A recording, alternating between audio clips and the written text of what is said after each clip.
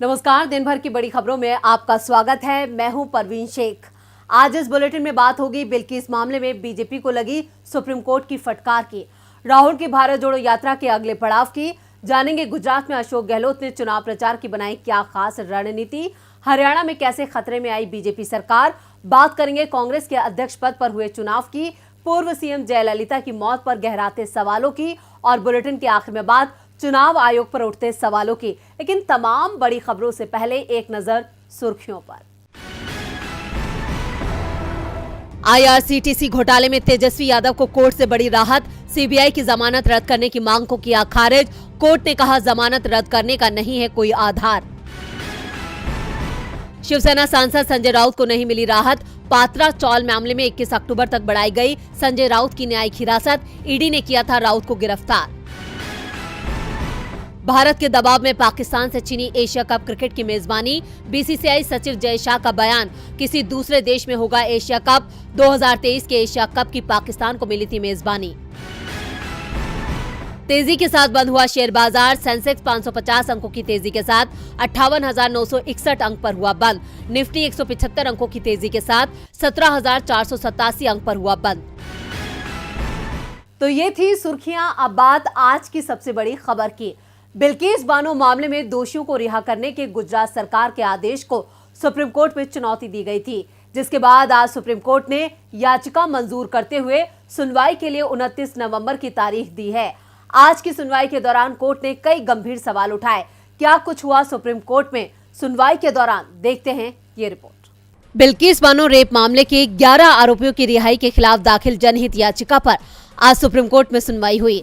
अगली सुनवाई 29 नवंबर को होगी। याचिका में कहा गया कि इस पूरे मामले की जांच सीबीआई ने की थी, इसलिए गुजरात सरकार दोषियों को सजा में छूट का एक तरफा फैसला नहीं कर सकती। वहीं इस मामले को लेकर सुप्रीम कोर्ट ने गुजरात सरकार को भी फटकार लगाई है। दोषियों को रिहा करने पर गुजरात सरकार ने सुप्रीम कोर्ट में हलफनामा दाखिल किया। गुजरात सरकार ने कहा कि गृह मंत्रालय से मंजूरी मिलने के बाद ही दोषियों को रिहा किया गया। रीमिशन पॉलिसी के तहत सभी दोषियों को जेल से छोड़ा गया। इस मामले में पीआईएल दाखिल होना कानून का दुरुपयोग है। किसी बाहरी व्यक्ति को आपराधिक मामले में दखल देने का अधिकार कानून नहीं देता है, इसलिए याचिका खारिज की जाए। सुनवाई के दौरान जस्टिस अजय रस्तोगी और जस्टिस सीटी रविकुमार की पीठ ने आदेश दिया कि गुजरात सरकार के दायर जवाब सभी पक्षों को उपलब्ध कराए जाएं। पीठ ने कहा कि गुजरात सरकार ने एक काउंटर दायर किया है, सभी वकीलों को जवाबी हलफनामा उपलब्ध कराया जाए। याचिकाकर्ता सुभाषनी अली की ओर और अन्य की ओर से पेश हुए कपिल सिब्बल ने सुप्रीम कोर्ट में जस्टिस अजय रस्तोगी और जस्टिस सीटी रविकुमार की बेंच से कहा, मेरा मानना है कि उन 11 दोषियों को जेल में होना चाहिए।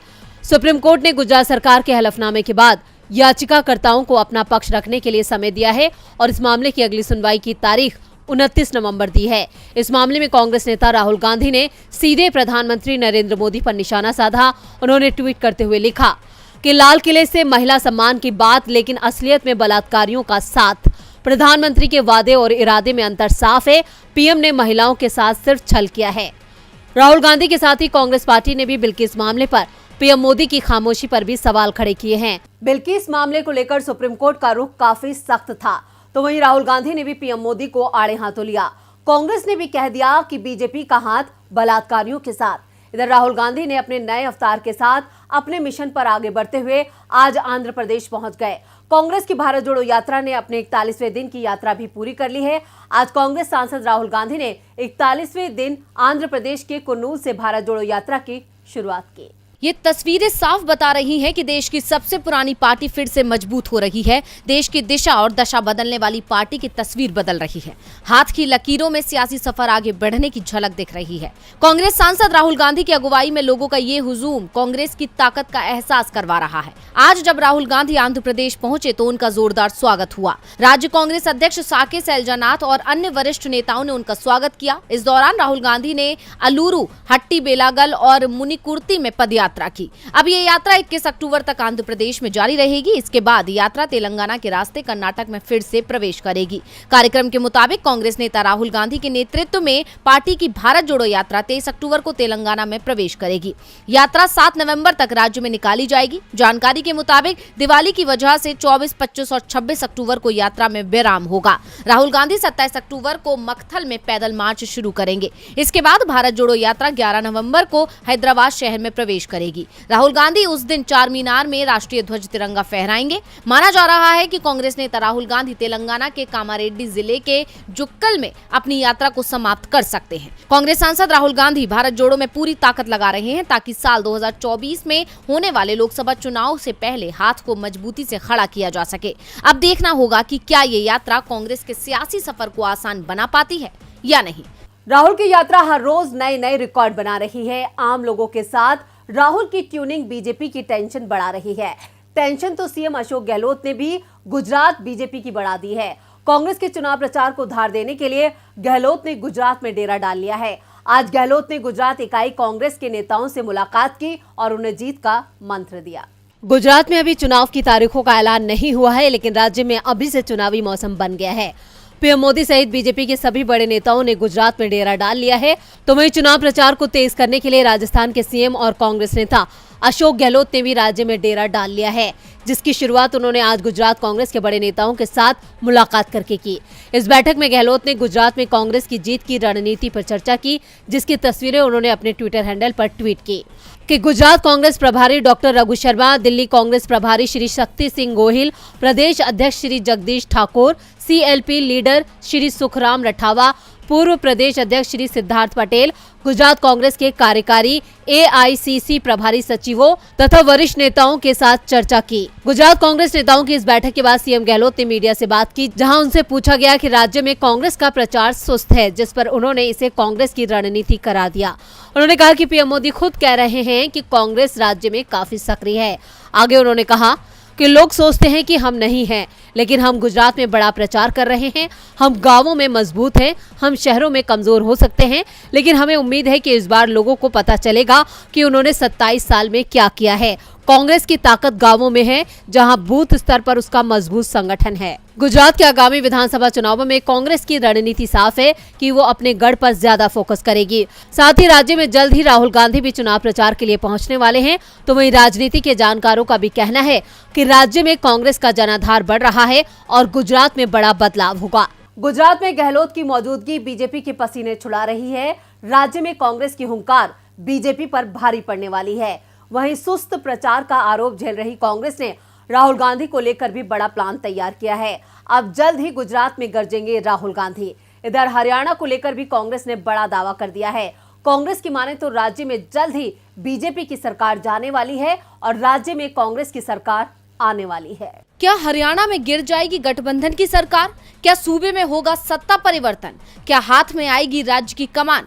इन सवालों ने राज्य की सियासत को सुलगा दिया है। इसकी वजह कांग्रेस के प्रदेशाध्यक्ष उदय भान का वो दावा है, जिसमें उन्होंने कहा है कि जेजेपी विधायक पार्टी छोड़ने के लिए तैयार हैं। जेजेपी में केवल मां बेटा ही रह जाएंगे। कांग्रेस के साथ मिलकर अगले 6 महीने में सरकार बन जाएगी। दरअसल ये दावा कांग्रेस के नेता ने आदमपुर सीट पर होने वाले विधानसभा उपचुनाव को लेकर किया है। उदय भान ने कहा है कि आदमपुर में कांग्रेस जीत जाती है तो आने वाले 6 महीनों में प्रदेश में कांग्रेस की सरकार बनेगी, क्योंकि जेजेपी के विधायक पार्टी छोड़ने के लिए तैयार बैठे हैं। केवल मां बेटा ही रह जाएंगे। निर्दलीय विधायक भी सरकार से समर्थन वापस लेने के लिए राजी हैं। इसलिए उपचुनाव में कांग्रेस उम्मीदवार को जिताएं। राज्य में सत्ता परिवर्तन का दावा करने के साथ साथ उन्होंने पूर्व विधायक कुलदीप बिश्नोई और रेणुका बिश्नोई को आड़े हाथों लिया। उदय भान ने कहा कि आदमपुर में उपचुनाव स्वार्थ की खातिर हो रहा है। मुझे अध्यक्ष बनाए जाने पर ही कुलदीप ने कांग्रेस से इस्तीफा दिया। मैं तो तब से विधायक हूं जब ये स्कूल में पढ़ते थे। असल में ईडी ने इनके व्यापारिक प्रतिष्ठानों पर ताले लगाए हुए थे और बीजेपी ने दबाव डाला। राज्यसभा में कांग्रेस को धोखा दें। इतना ही नहीं, उन्होंने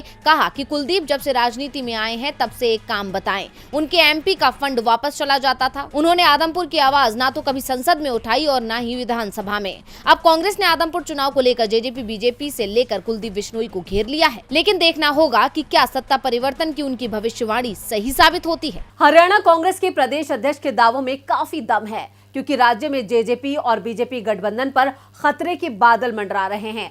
अब देखना होगा कि खट्टर अपनी सरकार बचा पाते हैं या नहीं। अब बात कांग्रेस के अध्यक्ष पद को लेकर हुए चुनाव पर आ रहे रुझान की। अध्यक्ष पद को लेकर कल कांग्रेस का इंतजार खत्म हो जाएगा। 19 अक्टूबर को कांग्रेस को अपना नया अध्यक्ष मिल जाएगा। कांग्रेस के अध्यक्ष पद के लिए तलाश अब पूरी हो चुकी है। कल कांग्रेस को अपना नया अध्यक्ष मिल जाएगा। अध्यक्ष पद के लिए हुए चुनाव के नतीजे कल घोषित हो जाएंगे। अब देखना होगा कि कौन इस रेस में विजयी रहा है। पार्टी के केंद्रीय चुनाव प्राधिकरण के अध्यक्ष मधुसूदन मिस्त्री ने बताया कि 19 अक्टूबर को चुनाव के नतीजे आएंगे। अब सभी पीसीसी कार्यालयों से मतपत्र दिल्ली आ जाएंगे तो मतगणना की जाएगी। मधुसूदन मिस्त्री ने चुनाव प्रक्रिया पर खुशी जाहिर करते हुए दावा किया कि चुनाव स्वतंत्र, निष्पक्ष और पारदर्शी हुआ है। मधुसूदन मिस्त्री ने कहा कि ये अभ्यास लगभग 2 साल पहले शुरू हुआ था और इस चुनाव के लिए देश के हर ब्लॉक से 9,900 से ज्यादा प्रतिनिधियों का चयन किया गया था। मिस्त्री ने कहा, हमारे लिए सबसे संतोषजनक बात यह थी कि सभी राज्यों में जहां मतदान केंद्र स्थापित किए गए थे वहां कोई प्रतिकूल घटना नहीं हुई। ये एक बड़ी उपलब्धि है। चुनाव खुली प्रक्रिया और शांतिपूर्ण तरीके से हुए। किसी को कोई आशंका नहीं होनी चाहिए क्योंकि ये एक गुप्त मतदान है और किसी को ये पता नहीं चलेगा कि किसने किसे वोट दिया। मतदान प्रक्रिया कैमरों में रिकॉर्ड की गई है। कांग्रेस अध्यक्ष पद का चुनाव लड़ रहे मल्लिकार्जुन खड़गे ने बेंगलुरु में कहा कि शशि थरूर ने उन्हें फोन किया और उनके अच्छे भाग्य की कामना की और उन्होंने भी यही कामना की। उन्होंने कहा कि दोनों भविष्य की पीढ़ियों के लिए एक मजबूत और बेहतर राष्ट्र बनाने के लिए, कांग्रेस को मजबूत करने के लिए एक दोस्ताना तरीके से आंतरिक चुनाव लड़ रहे थे। तिरुवनंतपुरम में शशि थरूर ने कहा कि वो जीत के प्रति आश्वस्त हैं। भले ही उनके खिलाफ बाधाओं का ढेर था क्योंकि नेता और प्रतिष्ठान दूसरे उम्मीदवार के साथ थे। उन्होंने कहा, भारत को एक मजबूत कांग्रेस की जरूरत है। मैंने अपने राजनीतिक भविष्य के लिए नहीं बल्कि कांग्रेस और भारत के लिए चुनाव लड़ा। मैं यहाँ एक व्यवहार विकल्प के रूप में हूँ। मैं बदलाव के लिए खड़ा हूँ। अब थरूर कितने भी दावे करें, लेकिन मतदान के बाद कांग्रेस अध्यक्ष पद के चुनाव में करीब 98% मतदान से मिले रुझान के अनुसार 1-2 डेलीगेट को छोड़कर सभी ने मल्लिकार्जुन खड़गे को वोट दिया है। शशि थरूर का तो सिर्फ खाता खुलने का ही अनुमान है। कांग्रेस के नए अध्यक्ष के साथ ही बीजेपी की भी चुनौतियां बढ़ने वाली हैं। एक तरफ राहुल गांधी ने भारत जोड़ो यात्रा से बीजेपी की नाक में दम कर रखा है, तो अब कांग्रेस के नए अध्यक्ष भी बीजेपी और आरएसएस के खिलाफ जंग का ऐलान कर सकते हैं। इधर तमिलनाडु की पूर्व मुख्यमंत्री जयललिता की मौत की गुत्थी जो है वो और उलझती हुई नजर आ रही है। जयललिता की सबसे करीबी और उनकी सहयोगी शशि कला पर उनकी जान लेने का आरोप लग रहा है।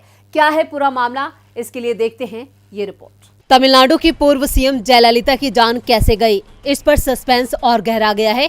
इस मामले की जांच रिपोर्ट को तमिलनाडु सरकार ने सार्वजनिक कर दिया है और इस रिपोर्ट से सबसे बड़ा झटका जयललिता की करीबी सहयोगी रही वीके शशिकला को लगा है। शशिकला एक बार फिर से सक्रिय राजनीति में उतरने की कोशिश कर रही हैं। वो खुद को जयललिता का असली वारिस बता रही हैं। इस मामले में जयललिता के निजी डॉक्टर सहित एक सीनियर अधिकारी की भूमिका पर भी शक जताया गया है। 5 दिसंबर 2016 को चेन्नई के अपोलो अस्पताल में जयललिता ने अंतिम सांस ली थी। इस मामले की जांच के लिए तमिलनाडु सरकार ने रिटायर्ड जज ए अरुमुग स्वामी की अध्यक्षता में एक सदस्य समिति बनाई थी। इस कमेटी ने राज्य सरकार को 500 पन्नों की रिपोर्ट सौंपी थी, जिसे सरकार ने सार्वजनिक कर दिया। रिपोर्ट में दावा किया गया है कि जयललिता और शशिकला के बीच रिश्ते अच्छे नहीं थे। जांच आयोग ने शक जताते हुए कहा है कि जयललिता की जान किसी बीमारी के चलते नहीं गई, इसलिए इसे क्राइम मानते हुए पूरे मामले की डिटेल इन्वेस्टिगेशन कराई जाए। जयललिता का अंतिम समय पर इलाज चेन्नई के अपोलो अस्पताल में चला था। वो करीब 2 महीने तक यहाँ भर्ती रही थी। अस्पताल की मेडिकल बुलेटिन में उनकी जान जाने के पीछे हार्ट अटैक को जिम्मेदार माना गया था। खास बात यह है कि जयललिता के बीमार पड़ने से लेकर उनके अंतिम समय तक शशिकला ही उनके साथ मौजूद थी। जांच रिपोर्ट में शशिकला के साथ ही जयललिता के निजी डॉक्टर के.एस. शिवकुमार, तत्कालीन स्वास्थ्य सचिव राधा कृष्ण और तत्कालीन स्वास्थ्य मंत्री सी विजयभास्कर पर भी शंका जाहिर की गई है। इस मामले की जांच भी अन्ना द्रमुक सरकार के समय शुरू हुई थी। और बुलेटिन के आखिर में बात चुनाव आयोग के सरकारी अधिकारियों पर आए नए फरमान के। गुजरात चुनाव के चलते राज्य में हलचल तेज है। सत्ताधारी दल अपनी हार को जीत में बदलने के लिए अलग अलग पैतरे अपना रहा है और दांव चल रहा है, लेकिन सफलता मिलती नहीं दिख रही है। ऐसे में अब बीजेपी ने चुनाव आयोग का सहारा लिया है, जिसको लेकर विपक्ष पहले ही हमलावर था और अब कांग्रेस के हाथ एक और मुद्दा लग गया है। आखिर क्या है मामला, देखते हैं ये रिपोर्ट। चुनाव आयोग ने हिमाचल चुनाव की तारीख का ऐलान तो कर दिया, लेकिन अभी तक गुजरात विधानसभा चुनाव की तारीखें नहीं बताई। हाँ, ये संकेत जरूर दे दिया कि मतगणना 8 दिसंबर को होगी, जिससे पहले ही विपक्ष चुनाव आयोग पर सवाल खड़े कर रहा है और इसी बीच अब चुनाव आयोग के एक और फैसले के चलते वो विपक्ष के निशाने पर आ गया है। इतना ही नहीं, उस पर बीजेपी सरकार का साथ देने के आरोप भी लग रहे हैं और इसकी वजह है गुजरात चुनाव से पहले चुनाव आयोग और गुजरात की कंपनियों के बीच हुआ अहम समझौता, जिसको लेकर कांग्रेस ने अब बीजेपी सरकार पर निशाने निशाना साधा है। कांग्रेस ने आरोप लगाते हुए कहा कि मोदी सरकार की तरफ से अपने नापाक इरादों के लिए चुनाव आयोग का दुरुपयोग करने का एक और उदाहरण सामने आ गया है। किसी को भी वोट देने के लिए इस तरह से मजबूर नहीं किया जाना चाहिए। किसी खास पार्टी को वोट देने की तो बात ही छोड़िए।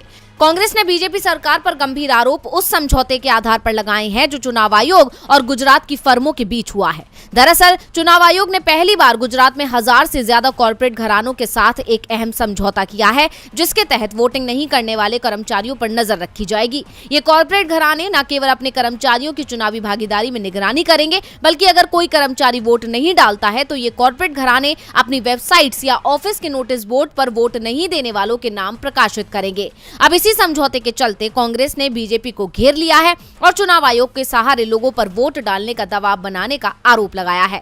कांग्रेस मोदी सरकार पर ये आरोप पहले से ही लगाती रही है कि वो कॉर्पोरेट घरानों के लिए काम कर रही है और अब इनकी मदद से वो चुनाव जीतने की कोशिश में भी जुट गई है। तो आज इस बुलेटिन में बस इतना ही। देखते रहिए